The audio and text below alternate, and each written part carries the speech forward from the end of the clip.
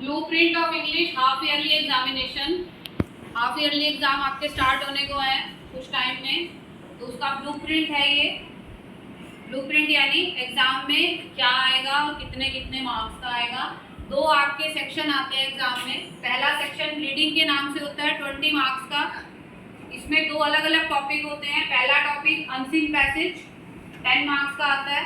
फिर scene passage, ये भी 10 मार्क्स का आता है। ठीक है, सीन पैसेज आपकी बुक में से ही कोई पैसेज होगा जो लेसन आपने ऑलरेडी पढ़ चुके हो उनमें से। ठीक है, तो इसीलिए सीन पैसेज है। और अनसीन पैसेज में कोई ऐसा पैसेज जो आपकी बुक का नहीं होगा, किसी और बुक का होगा। ठीक है, कोई स्टोरी हो सकती है मॉरल वैल्यू वाली, या फिर किसी मैगजीन का या न्यूज़पेपर का कोई आर्टिकल हो सकता है, कुछ भी हो सकता है, लेकिन आपकी बुक का नहीं होगा, अनसीन। ठीक है, आपके लिए वो अनसीन है। हो सकता है किसी ने पढ़ रखा हो कहीं पर रैंडम, लेकिन आपकी बुक का नहीं होगा। अनसीन का मतलब ये है एनसीईआरटी की जो आपकी बुक है 4th क्लास की, उसमें से ये चैप्टर जो पैसेज आएगा वो नहीं होगा। 10 मार्क्स का आएगा। 10 क्वेश्चन आते हैं 1 मार्क्स के। इसमें भी 10 ही क्वेश्चन आएंगे 1 मार्क्स के। ठीक है, नेक्स्ट जो सेक्शन है हमारा राइटिंग का है, ये 60 मार्क्स का आएगा। इसमें 4 अलग अलग क्वेश्चन होते हैं। पहला क्वेश्चन है prose and poetry. Prose and poetry 15 marks की आती है। प्रोज एंड पोएट्री का मतलब क्या है, जो भी आपके बुक में लेसन है, जितना हम कर चुके हैं सिलेबस में हमारे आना है, पोयम है, स्टोरी है, उसमें जितना भी टॉपिक जो हमने किया है, क्वेश्चन आंसर लिखवाए हैं,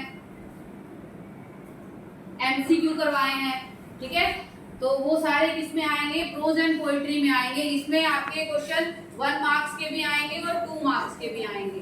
ठीक है, 1 मार्क्स और 2 मार्क्स दोनों के मिक्स क्वेश्चन आएंगे। 1 मार्क्स वाले वेरी शॉर्ट आंसर के नाम से आएंगे, आपको 1 वर्ड में या 1 लाइन में उनका आंसर देना होगा। 2 मार्क्स वाले क्वेश्चन शॉर्ट आंसर के नाम से आएंगे, उनमें आपको 2 लाइंस में आंसर देना होगा या जो भी आंसर होगा उसका। ठीक है, तो मिक्स क्वेश्चन आएंगे और कितने मार्क्स के आएंगे, 15 मार्क्स के। सेकंड जो टॉपिक है आपका राइटिंग में, वो ग्रामर का है। ये भी 15 मार्क्स का आता है। इसमें all question carry equal marks of 1 mark each. एक एक नंबर के 15 क्वेश्चन आएंगे। इसमें क्वेश्चन आंसर के अलावा लेसन में जितना भी एक्स्ट्रा काम टीचर ने कराया है, ठीक है, फिलअप्स है, राइट रॉन्ग्स है, अपोजिट है, नाउन है, प्रोनाउन है, एडजेक्टिव है, डिग्री है, जो कुछ भी करा रखा है वो सारा के सारा ग्रामर के हेड में आएगा। ठीक है, 1 मार्क्स के क्वेश्चन आएंगे। ऑप्शन भी हो सकते हैं इनमें, और ये विदाउट ऑप्शन भी आ सकता है, कि जरूरी नहीं है कि आपको हर एक क्वेश्चन के साथ आंसर के लिए ऑप्शन मिल भी सकता है अगर आपकी बुक में है, और वो नहीं भी हो सकता। ठीक है, 15 मार्क्स का ग्रामर का क्वेश्चन आएगा और 15 ही क्वेश्चन आते हैं इसमें। उसके बाद है क्रिएटिव राइटिंग। क्रिएटिव राइटिंग में आपके लॉन्ग आंसर आते हैं, 3 क्वेश्चन आते हैं और 5 नंबर का एक होता है। ठीक है, तीनों ही कंपलसरी होते हैं करने। इंटरनल चॉइस उसमें हो सकती है, यानी कि हर एक क्वेश्चन में चॉइस हो सकती है कि एक क्वेश्चन आपको दे रहा है क्रिएटिव राइटिंग का, उसी में ही और करके दे रखा हो कि इस टॉपिक पे लिखो या फिर इस टॉपिक पे, इस तरह से। ठीक है, लेकिन करने 3 ही होंगे। ऐसा नहीं होगा कि 6 दे रखे हैं 6 में से 3 करते हैं, क्वेश्चन 3 ही होंगे। इंटरनल चॉइस हो सकती है, यानी क्वेश्चन 1 में 2 क्वेश्चन डाल दिए, क्वेश्चन 2 में भी 2 क्वेश्चन आ गए, क्वेश्चन 3 में भी 2 क्वेश्चन आ गए। ऐसा हो भी सकता है और नहीं भी हो सकता है, ऑप्शन ना ही मिले आपको।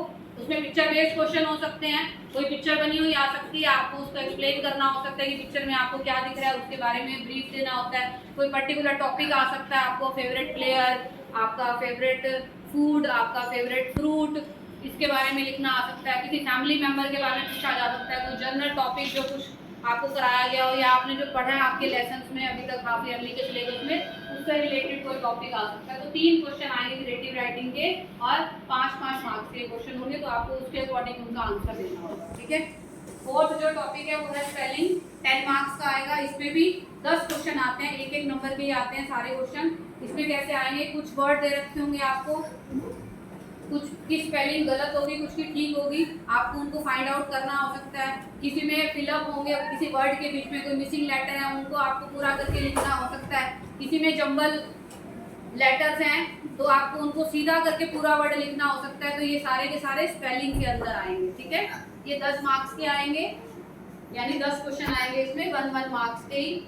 और लास्ट जो टॉपिक आएगा आपका एक हैंड राइटिंग का, एक पैसेज आपको पेपर में दिया होगा, आपको एज इट इज उसको नीचे गिवन स्पेस में लिखना होगा। अपनी तरफ से आपको कुछ भी नहीं इसमें ऐड करना। हैंड राइटिंग में जो क्वेश्चन पेपर में हैंड राइटिंग दे रखी है वही के वही आपको नीचे लिखनी है, और 5 मार्क्स का होता है। आप जितना सुंदर लिखेंगे, जितना अच्छा हैंड राइटिंग लिखेंगे उस हिसाब से आपको आउट ऑफ 5 ये मार्क्स मिल जाएंगे। ठीक है, तो आपको ये समझ आ गया होगा। देखो 15 15 15 10 और 5 ये 60 हो गया और ये 20, तो 80 मार्क्स का टोटल आपका पेपर आएगा और इसका टाइम ड्यूरेशन होगा 2 hours 30 minutes।